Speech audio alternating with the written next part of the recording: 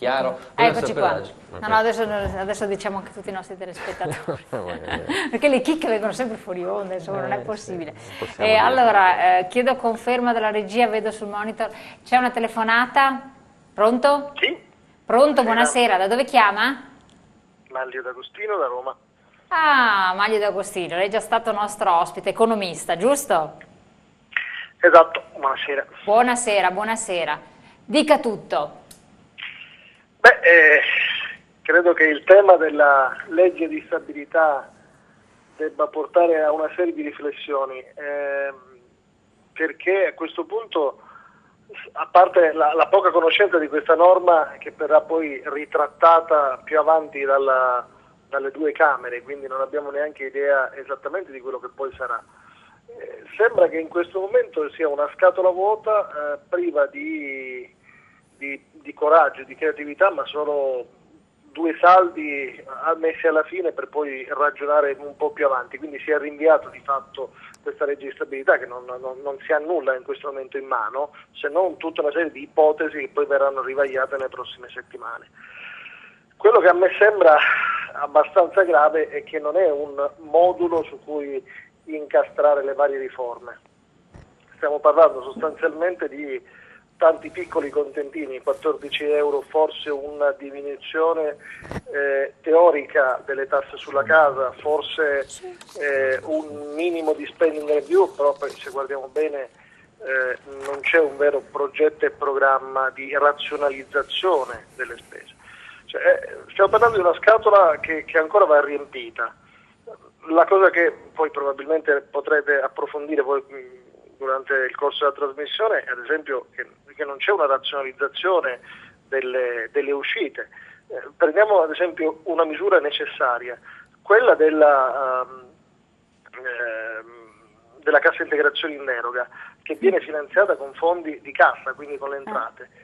Non viene pensato assolutamente, ad esempio, una misura non per eliminarla, ma per arginare questa improduttività, cioè è una legge di stabilità che pensa a stabilizzare forse un governo ma non il paese, non si parla per nulla di produttività.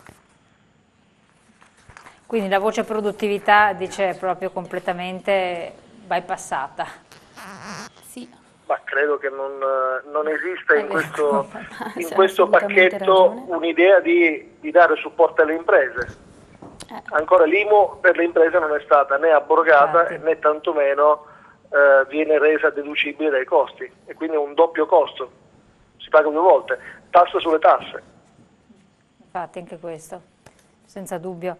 Quindi secondo lei le cose più evidenti sono, che ho preso nota due appunti, un discorso, uno della cassa integrazione in deroga, che è una cosa tra l'altro molto grave effettivamente, poi ne parlavamo anche prima col sindacato, il fatto che non c'è alcun tipo di supporto alle imprese ed effettivamente doveva essere una legge, una finanziaria, quel che si vuole, una legge dello Stato che dava rilancio all'economia, invece la voce produttività non è stata minimamente toccata.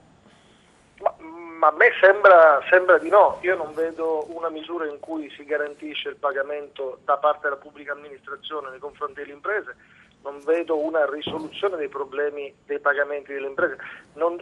Ripeto, l'impianto a me non sembra che si incastoni in una riforma, non è una struttura che serve a progettare nel medio-lungo termine un piano di riforme.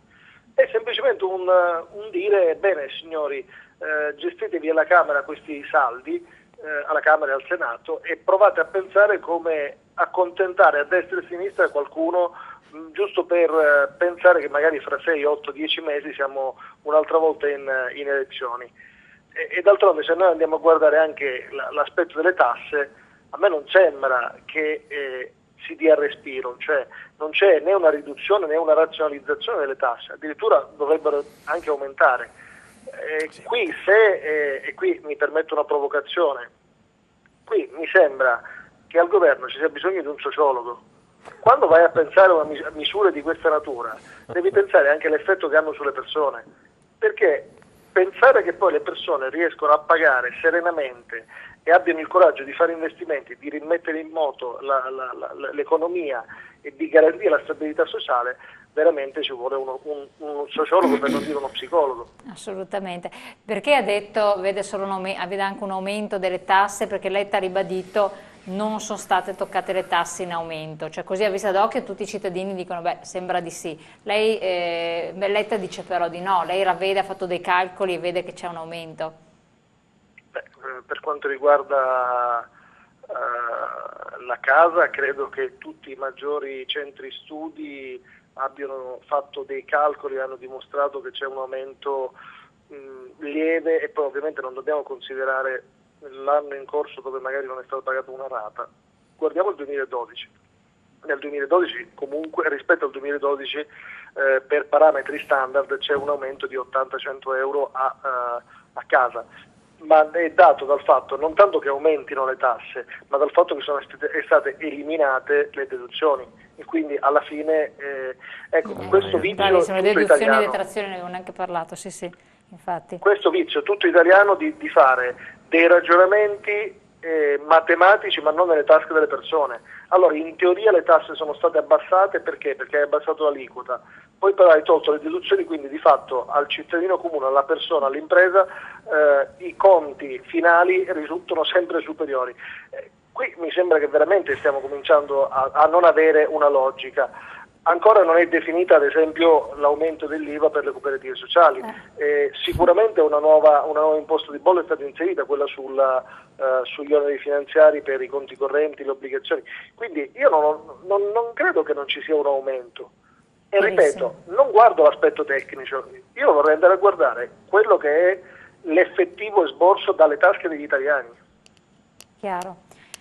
La ringraziamo, grazie del suo intervento, del suo contributo. Adesso vedremo appunto di affrontare anche alcuni punti che lei ha analizzato. Grazie molte, buona serata allora. Online. Grazie a voi. Grazie al Magli D'Agostino, economista, che ci ha dato questo apporto. Allora qui mi rivolgo la a Zanetti. La detassazione del salario di produttività è uno dei punti del manifesto di Confindustria, esatto, che non è stato minimamente toccato. No. E su questo siamo d'accordo tutti e due. No, è stato presentato. Questo è però questo è molto grave. È stato presentato un documento CGIL e CISL e UIL insieme alla Confindustria prima che si arrivasse insomma poi a queste scelte, dove si chiedeva direttamente un'azione su quanto riguardava la tassazione sul lavoro e si richiedeva anche sulla tassazione per quanto riguarda il salario di produttività, perché questo avrebbe potuto dare quella spinta di cui veniva poi prima ricordato.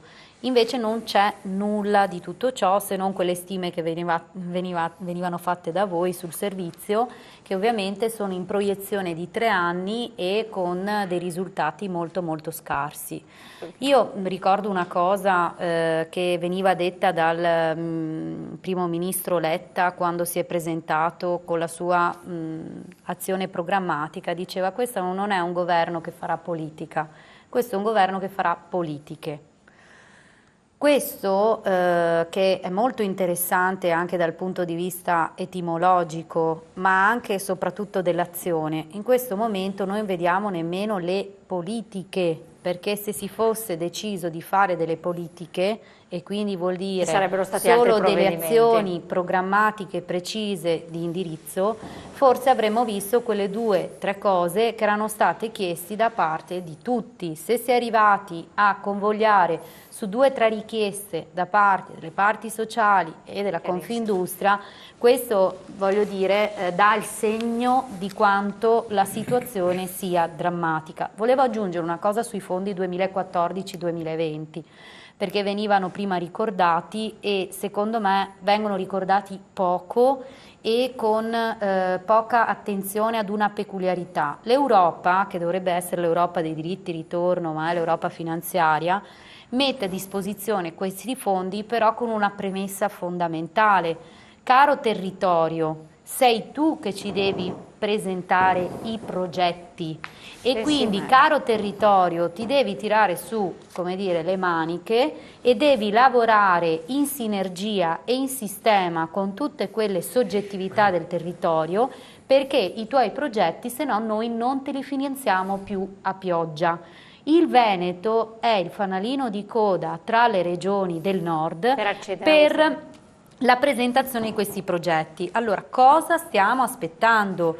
Questa è una cosa sulla quale si sta discutendo proprio perché ci sono, come dire, degli intenti anche con le parti datoriali e ci sono delle priorità su quali le aziende virtuose che hanno attivato azioni di politica innovativa altamente tecnologica, di investimento sulle giovani risorse, possono, che vuol dire risorse umane, ma anche risorse di intelligenza, venivano ricordate le start-up e quant'altro, avrebbero la possibilità di cogliere un'occasione importante. Qui allora sì, le amministrazioni locali e le sinergie istituzionali sono fondamentali. Anche nella nostra provincia qualcosa di questo è stato fatto. Questo infatti è chiarissimo, anche ci sono delle difficoltà, dopo vediamo anche quali. Zanetti, devo passare la parola. È difficile non convenire con quanto diceva, mi pare di capire, l'economista D'Agostino, insomma ha detto cose totalmente condivisibili e oltretutto è ridicolo dire non si aumenta l'imposizione fiscale, però poi si sfoltiscono tutta una serie di detrazioni. No, esatto, detrazioni e deduzioni, quello è un aspetto molto grave. Quella, insomma, sui mutui che pare che avranno un ulteriore abbassamento rispetto a quanto è possibile portare in detrazione, cioè alla fine il conto è sempre negativo. Si muovono le scatolette davanti. Però prima si diceva fuori onda e quindi magari la buttiamo lì, no? Che forse in questo momento la cosa che non vedo, di cui ci si preoccupa minimamente, è domandarsi questo motore in panne, totalmente fermo, come lo facciamo ripartire, perché se riparte, al di là delle luci che ogni tanto vedono, ma io non so cosa fumano questi qua, perché io ripresa parlando con le piccole e medie imprese e con gli imprenditori, insomma quelli seri, dicono che qua ripresa non ce n'è. Quelli che riescono a salvarsi e a star bene hanno internazionalizzato, lavorano all'estero e lavorano con l'Export, che è l'unico che segna più a 2 cifre o a una cifra importante anche nel primo semestre del 2013. Qui all'interno sono alla canna del gas, insomma non sono in grado di... Però mi domando perché non c'è una politica industriale è una politica che guardi allo sviluppo. Se questa non c'è, non ne usciamo da questa situazione e non si può pensare di continuare a raschiare il barile immaginando nuove imposizioni, nuovi tagli, perché l'impoverimento del cittadino, l'impoverimento del sistema paese sarà esattamente parallelo, perché siamo sempre là. Se tu togli sempre di più a chi deve campare, questo non potrà spendere nel mercato interno quello che è necessario per far partire le piccole e medie imprese. Politica industriale. Politica industriale ha bisogno, chi fa l'imprenditore lo sa molto meglio di me, di un arco temporale lungo sul quale programmare investimenti, spese, eccetera, eccetera. Se qui abbiamo una serie di provvedimenti, adesso vedremo cosa viene fuori dal dibattito parlamentare. Dibattito parlamentare industriale è un terrore, però. Una definizione nobile per definire poi quello che sarà una serie di piccoli compromessi, di regalini, di favoretti, eccetera, eccetera, dal quale verrà fuori poi il prodotto finito. Che aspettative possiamo avere in termini di politica industriale quando ora per ora si aggiusta, si cambia, si toglie, si mette, quando ci sarebbe bisogno in una crisi epocale di provvedimenti epocali? Ora, sembra uno slogan e può darsi che lo sia anche, ma oggi è un'altra cosa che volevo aggiungere, poi mi fermo, ci sarebbe bisogno anche per la gente che sta male, che è arrabbiata, ne vediamo segnali che si moltiplicano, di un segno anche forte di propagandistico, vogliamo dire, di comprensione, ma qualcosa che dia un segnale: ci siamo e vogliamo fare qualcosa. La butto lì, finanziamento pubblico dei partiti. Lo vogliamo dare un segnale che sia di coraggio alla gente, di dire dai che qualcosa adesso la facciamo? Niente di tutto questo, niente. No, ma infatti è assolutamente vero. Quello che dovrebbe far riflettere, tra l'altro, perché giustamente sottolineava anche l'aspetto sociale, che è molto rilevante. Abbiamo le manifestazioni a Roma, adesso tra l'altro volevo anche chiederlo, ma al nostro collegamento, il nostro telespettatore che ha chiamato da Roma. A Roma ci sono manifestazioni importanti, ci sono i giovani che però sono presi proprio di pancia, cioè manifestano perché hanno delle necessità primarie, ma sono anche abbastanza giustamente presi da un eroico furore. Se sono questi che poi possono muovere le cose, non è che lo fanno ragionando a tavolino eccetera, con calma, ma agiranno d'impulso, e quindi quello che si otterrà, se adesso hai arginato una manifestazione perché sei stata nei limiti della decenza, a rovesciare il tavolo. bravissimo, è quello che volevo dire, attenzione che può succedere proprio questo. Ieri ho visto una trasmissione dove è intervenuto un giovane, è stato criticato e adesso non mi ricordo contro cosa manifestava, ha fatto delle esclamazioni eccetera, ma è normale che sia così, non puoi neanche criticarlo, perché quando a un certo punto questi giovani per n anni resteranno senza lavoro, le famiglie non potranno più mantenerli ad alcun titolo, è ovvio che avranno una reazione forte, violenta. Se non ce l'hanno loro, chi ce l'avrà? A questo punto i 40-50 anni no di sicuro, se no avrebbero già manifestato in modo forte, no? Vi avrebbero anche sostenuto, spronato come sindacati ad agire, se no si resta nella melma tutto sommato.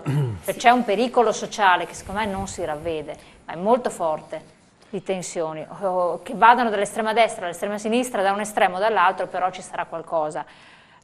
Cosa dice? Una riflessione.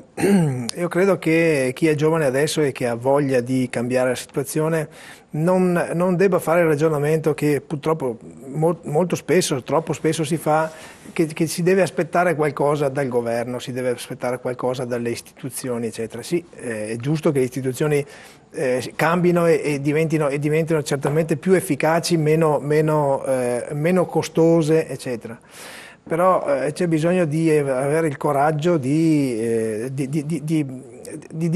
sfruttare le proprie idee, le proprie capacità, c'è bisogno di prepararsi studiando in maniera da essere effettivamente capaci di ribaltare la situazione.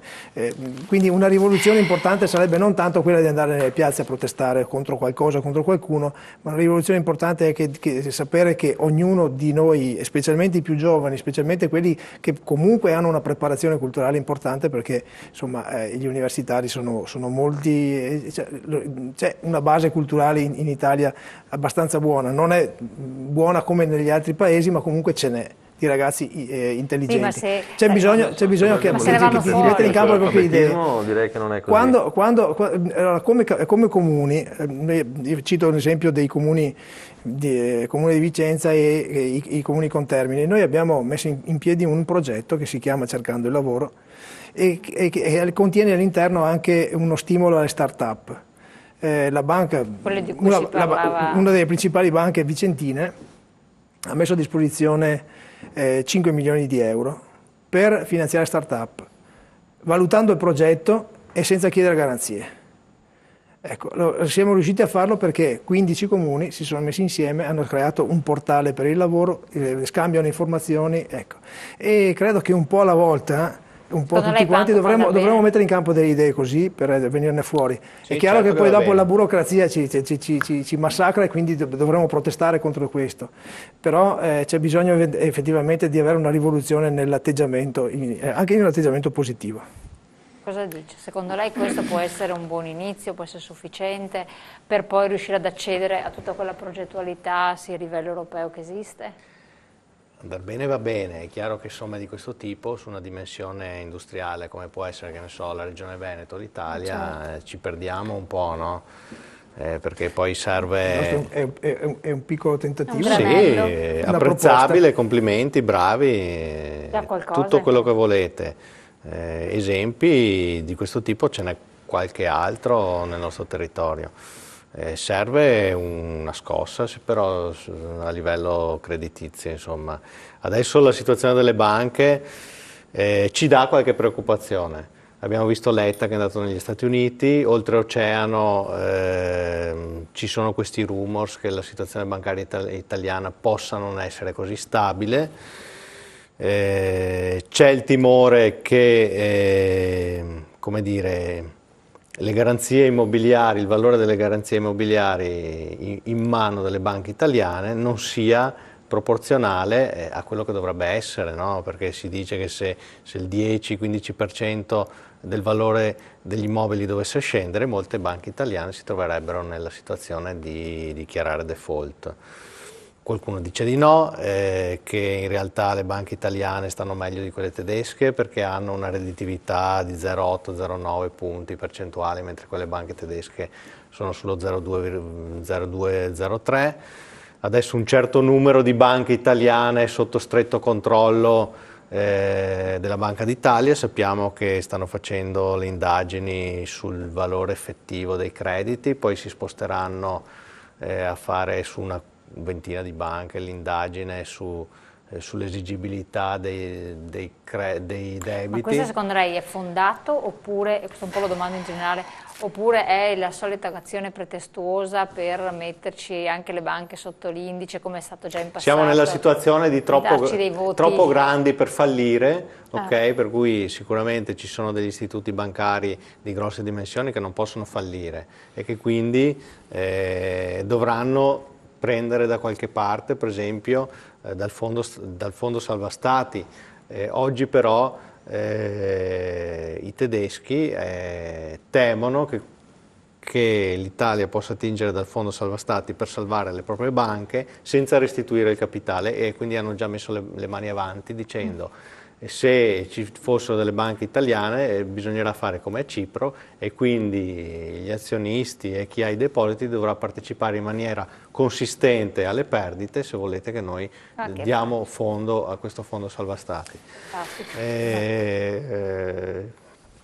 Dove dobbiamo andare? Questa è la situazione, cioè se l'economia non cresce il 2% all'anno, ma questo l'avevamo già detto nel 2007, nel 2006, sì, nel 2007. Sì, lo stiamo continuando a ripetere, infatti no, questa è una cosa anche abbastanza grave. Una battuta, ma che ora prendiamo subito di pubblicità. Volevo anche ritornare al discorso di quella che è la situazione e la condizione sociale. La situazione è drammatica e lo si vede, come dicevo prima, dalle condizioni di salute e di possibilità delle persone. Non c'è solo, come dire, la protesta diretta, ma c'è anche una miriade di persone che non protestano, ma che silenziosamente chiedono un aiuto ai comuni.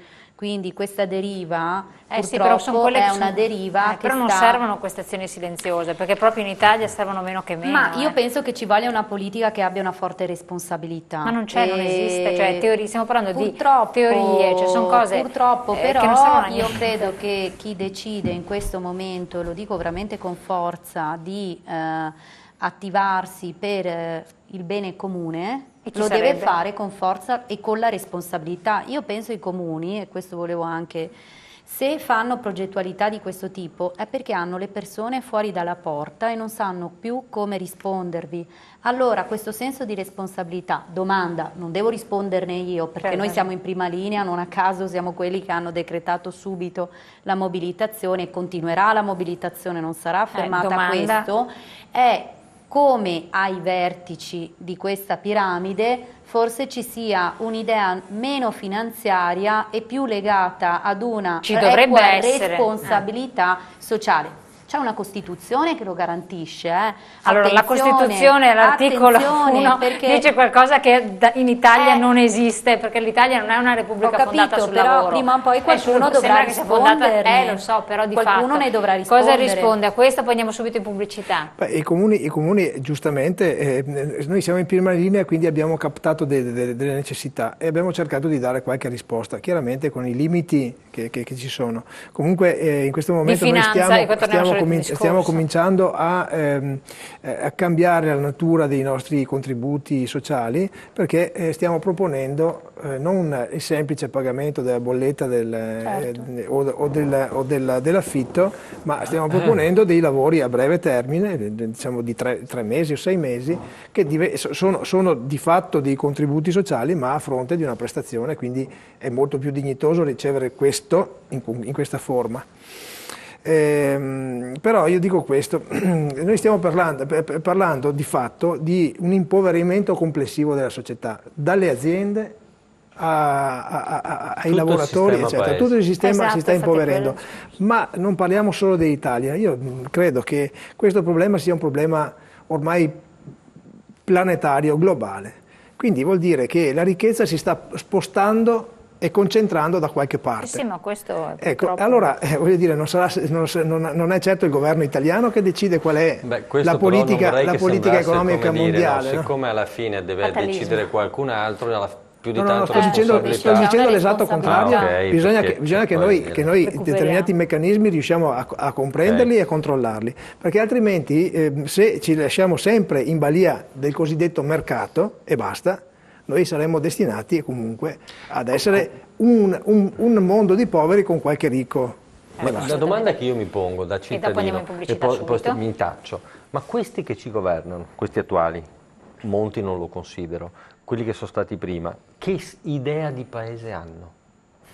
Ma non per oggi, che ormai sappiamo come sembra, nei prossimi 15-20, hanno un'idea di paese? E se ce l'hanno, qual è il confine dentro al quale intendono muoversi per far sì che questo paese sia un paese inclusivo, che ha rispetto alla solidarietà e che cresca e che metta nelle condizioni i migliori di venire fuori? Ce l'hanno questa idea o sono occupati a guardarsi l'ombelico? Infatti, questa è la mia preoccupazione. Forse la domanda è retorica. Andiamo conservare subito in, gli spazi. No, ecco. subito in pubblicità, poi torniamo insieme. Voglio dire. Cioè, prima